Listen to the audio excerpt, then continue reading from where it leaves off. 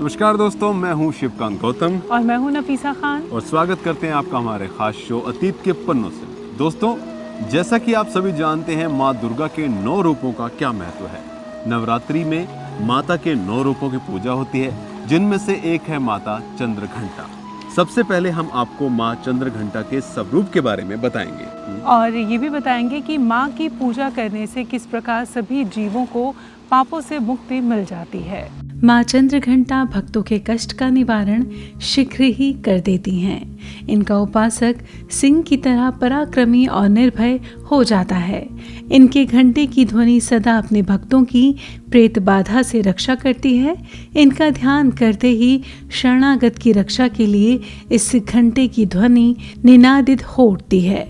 माँ का स्वरूप अत्यंत सौम्यता एवं शांति से परिपूर्ण रहता है।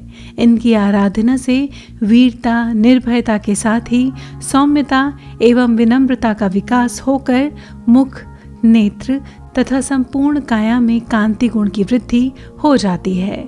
स्वर में दिव्य अलौकिक माधुर्य का समावेश हो जाता है। माँ का ये स्वरूप परम शांतिदायक और कल्याणकारी है। इनके मस्तक में घंटे के आकार का अर्धचंद्र है। इनके शरीर का रंग स्वर्ण के समान चमकीला है। इनके 10 हाथ हैं, जिनमें खड्ग शस्त्र तथा बाण आदि अस्त्र विभूषित हैं। इनका वाहन सिंह है। इनकी मुद्रा युद्ध के लिए तैयार रहने वाली होती है। माँ चंद्रघंटा की कृपा से साधक के समस्त पाप और बाधाएं दूर हो जाते हैं। अब सवाल ये भी आता है कि आखिर माता को खुश करने के लिए पूजा की कौन सी विधि का चयन करना चाहिए। हम आपको इसकी जानकारी अपने इसी अध्याय में देंगे और ये भी बताएंगे कि माता का वो कौन सा मंत्र है जिसके उच्चारण से बड़ी बड़ी बाधा भी इंसान को बोने लगने लगती हैं।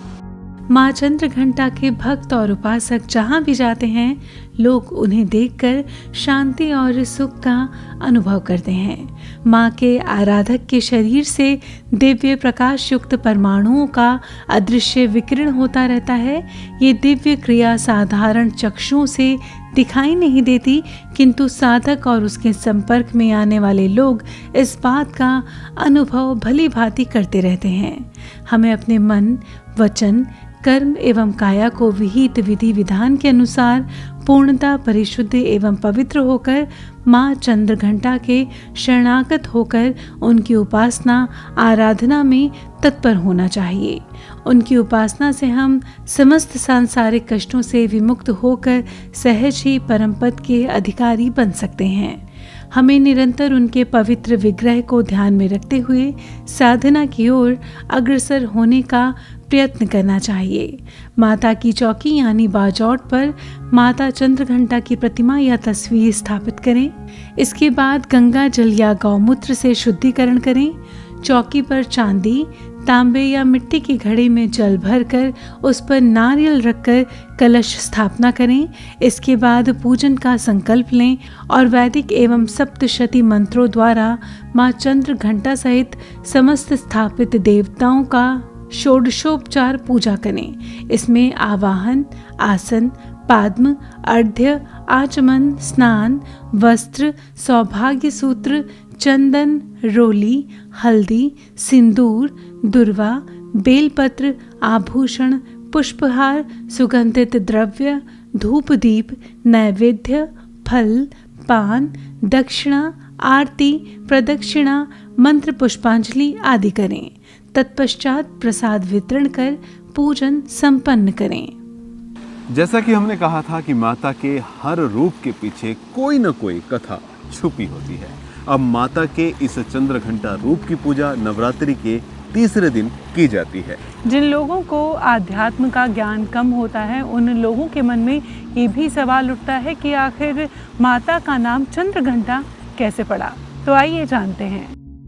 इन देवी के मस्तक पर घंटे के आकार का आधा चंद्र है, इसीलिए इन्हें चंद्रघंटा कहा जाता है। इनके शरीर का रंग सोने के समान तथा 10 हाथों वाला है। इन हाथों में खड्ग, अस्त्र शस्त्र और कमंडल विद्यमान हैं।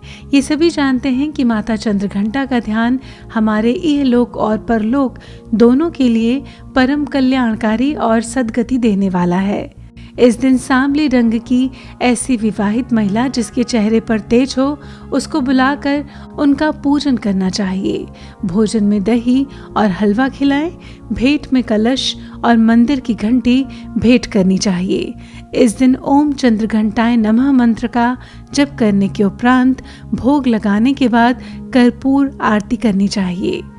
धरातल पर युगों से परम शक्ति ईश्वर के दर्शन की लालसा चली आ रही है।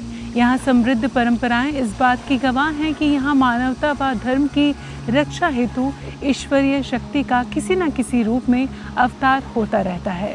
दैत्यों के संहार और अनित व अनाचार को हटाने हेतु ही माँ दुर्गा नव रूपों में प्रकट हुई है, जिसमें माँ दुर्गा के तृतीय मूर्ति को चंद्रघंटा के नाम से जाना जाता है।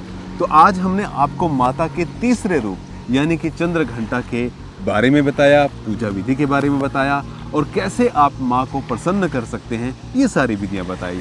आपको हमारा ये वीडियो कैसा लगा हमें ज़रूर बताइएगा। अगर आपको हमारे वीडियोस पसंद आ रहे हैं तो उन्हें लाइक कीजिए, शेयर कीजिए और हमारे चैनल जीवन कोश को सब्सक्राइब ज़रूर कीजिए। अब हमें दीजिए इजाज़त। धन्यवाद।